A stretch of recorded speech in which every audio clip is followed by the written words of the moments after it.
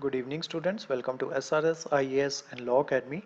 आज की जो हमारी करंट अफेयर की क्लास होगी वो इन्वायरमेंट से रिलेटेड होगी और आज का जो हमारा टॉपिक है वो है Aztec hummingbirds and Indian sunbirds.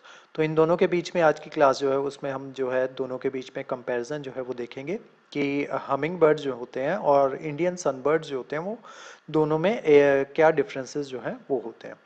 लेकिन उससे पहले देखते हैं कि ये हमिंग बर्ड्स जो हैं ये न्यूज़ में क्यों आ गए हैं। तो रिसेंटली एक स्टडी जो है वो कंडक्ट करवाई गई थी और उसमें पाया गया कि अ लॉस ऑफ की gene FBP2 makes hummingbird more efficient at breaking down sugar to use it for energy. कि ये जो है क्योंकि उनके अंदर जो है ये की जीन जो है वो नहीं पाया जाता FBP2, जिस वजह से वो जो है वो ज़्यादा एफिशिएंट तरीके से जो है शुगर जो है उसको ब्रेक डाउन कर पाते हैं और उसको जो है यूज़ कर सकते हैं as a energy. Hummingbirds hovering flight a seemingly effortless suspension in air is achieved by burning sugar in their flight muscle at the blistering fast rate। तो बेसिकली ये जो आपके हमिंग बर्ड्स जो होते हैं ये अपने जो पंख जो होते हैं उनको 50 बार जो है उनको फड़फड़ाते हैं 1 सेकंड के अंदर। तो जिस वजह से वो स्पीड जो है काफ़ी फास्ट होती है और इनकी जो फ्लाइट होती है वो काफ़ी स्मूथ होती है और ये उड़ते उड़ते भी जो है फ्लावर्स जो होते हैं उसमें से नेक्टर जो है वो निकाल सकते हैं। इस तरीके के दिखते हैं आपके हमिंग बर्ड्स और ये जनरली जो है यूएसए में पाए जाते हैं और इनका वेट जो होता है वो बहुत ज़्यादा कम होता है और ऑलमोस्ट ये 5 सेंटीमीटर लॉन्ग जो है वो होते हैं। तो देख लेते हैं हमिंग बर्ड्स के बारे में।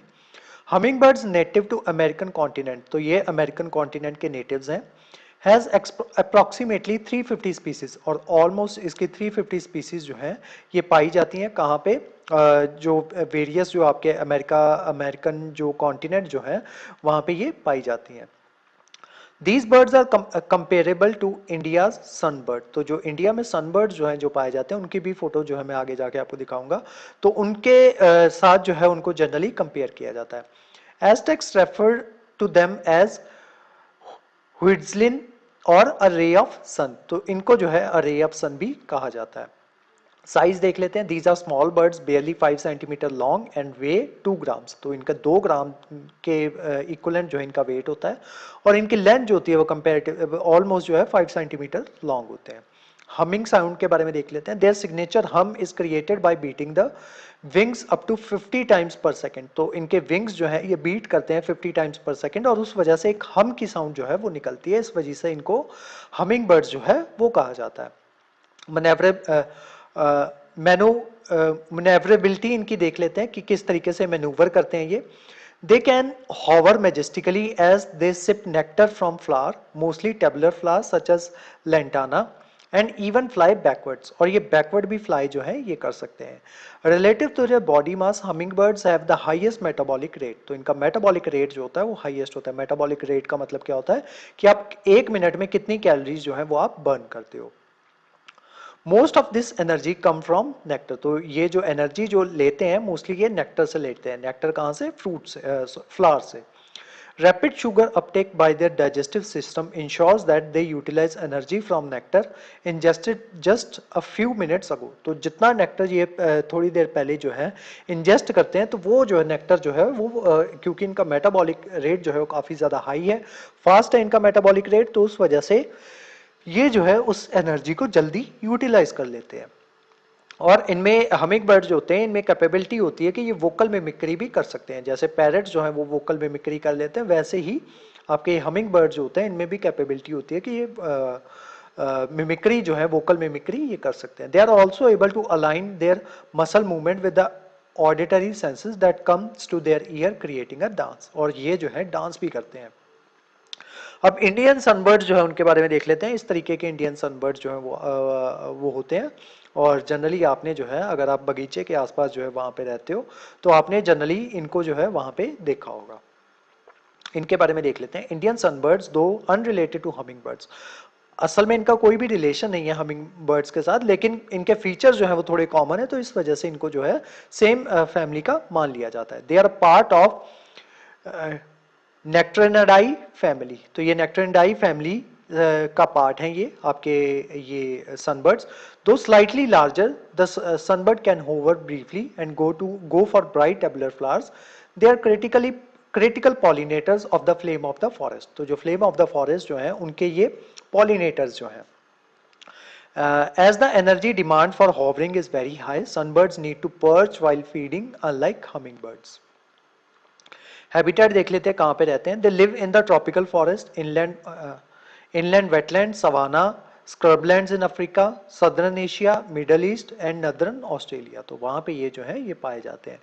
Flame of the forest is a leguminous tree. अब फ्लेम ऑफ द फॉरेस्ट की पीछे बात हुई थी, तो देख लेते हैं फ्लेम ऑफ द फॉरेस्ट क्या है. Flame of the forest is a leguminous tree, Butea frondosa, native to eastern India and Myanmar, having hanging clusters of scarlet flowers. तो ये जो होता है इस चीज को फ्लेम ऑफ द फॉरेस्ट जो है ये कहा जाता है. जनरली इंडिया, ईस्टर्न इंडिया और म्यांमार जो है वहां पे पाया जाता है. एक तरीके का लेगुमिनस ट्री है और उसके ऊपर जो है स्कारलेट फ्लावर्स जो है वो हैंग करते रहते हैं.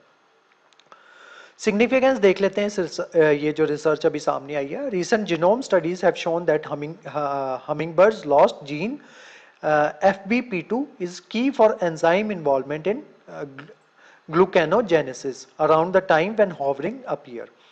While intense exercise in humans can lead to spike of blood in glucose level due to glucanogenesis, this is not the case of hummingbird. तो basically जब humans जो होते हैं वो intense exercise करते हैं तो उनमें क्या हो जाता है, जो उनका जो स्पाइक होता है, जो उनके ब्लड ग्लूकोज लेवल जो होता है उसमें स्पाइक जो है वो आता है. किसकी वजह से? ग्लूकोनियोजेनेसिस की वजह से. लेकिन जो आपके ये जो है हमिंग बर्ड्स हैं, क्योंकि उनमें ये जीन जो है नहीं पाया जाता FBP2, इस वजह से उनमें जो है ये स्पाइक ऑफ जो आप ग्लूकोज लेवल जो है उनमें नहीं देखा जाता.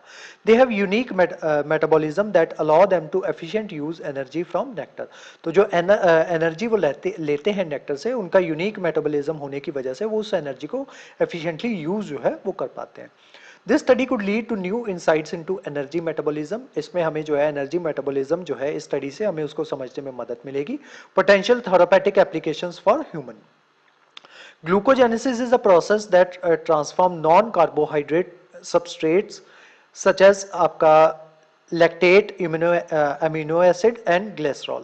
तो जो आपके नॉन कार्बोहाइड्रेट सबस्ट्रेट्स जो होते हैं, जैसे आपके अमीनो एसिड्स वगैरह हो गए, तो उनको जो है ये ग्लूकोज में चेंज करता है. तो उस चेंजिंग के प्रोसेस को जो है, उसी प्रोसेस को आपको जो ये जो है ग्लूकोनोजेनेसिस जो है ये कहा जाता है. तो आज की जो हमारी क्लास थी वो हमिंग बर्ड्स के बारे में थी. इस क्लास के जो नोट्स हैं वो आपको सेंड कर दिए जाएंगे हमारे टेलीग्राम चैनल पे, और जो हमारे वेरियस व्हाट्सएप ग्रुप्स जो हैं वहाँ पे भी इसके नोट्स हैं वो आपको सेंड कर दिए जाएंगे. उसके अलावा हमारे वेरियस कोर्सेज के बारे में इंफॉर्मेशन लेने के लिए आप स्क्रीन पे दिए नंबर पे कॉन्टैक्ट कर सकते हो. तो उसी के साथ हम जो है 15 मार्च से एक नया बैच जो है यूपीएससी और पीपीएससी का वो स्टार्ट करने जा रहे हैं.